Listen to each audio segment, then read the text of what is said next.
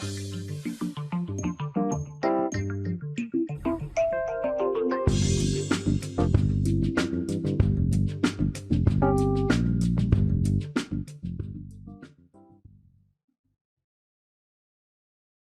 everybody, this is International Master Sam Shankland, and today we're going to look at my final installment in my Najdorf series, and it's going to be in the increasingly popular line on move 6, the quote-unquote quiet h3.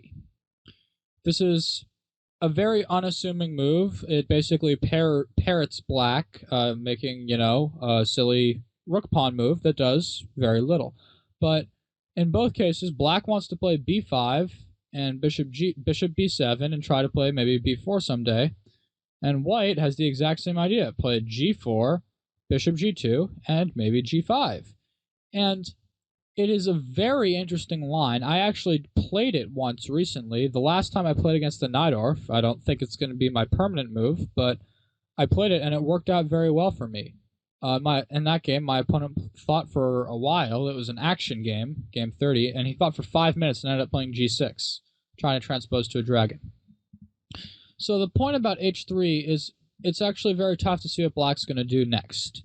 If black plays b5, then, Bobby Fischer, among others, has tried this out. Knight d5 is quite strong. The point is, of course, knight takes e4, loses to queen f3, where this knight is going to have to move, and white's going to end up taking the rook. And if black takes on d5, well, suddenly white's going to have a huge bind, hitting the c6 square for the knight, and most importantly, preventing e6 from black. Black wants to move this pawn to e6 or maybe e5 to get his bishop out, but this e6 square is covered too well. So black's best move actually is e6. Of course not knight bd7, which looks very natural, but gets your queen trapped.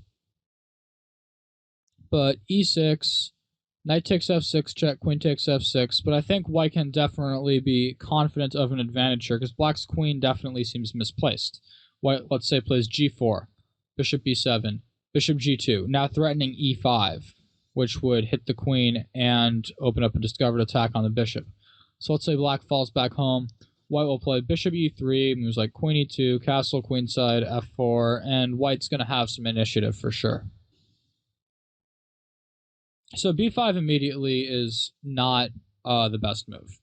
So there's a couple things black can try. Black can try what my opponent did in our speed game, which was, by the way, the State Champion of Champions event, and play g6 and try to play it like a dragon. Or black can play e6, or black can play e5. And we're going to take a quick look at all of these moves at some point. So I'm going to start with g6. So g6, g4, bishop g7, bishop g2, castles, castles. And I think this is a huge improvement over the g3 line in the dragon, which looks like this. If black played the dragon instead and white plays g3, bishop g7, bishop g2, castles, castles. White's idea is often to play h3 and g4. We hope you enjoyed this video demo from Chess.com. Subscribe today to finish this video and get unlimited access to our full video library. Your membership also includes access to Chess Mentor, the most advanced interactive training tool available anywhere. You'll also get full access to the Opening Explorer, Tactics Trainer, and much, much more. So sign up today and get serious about improving your game.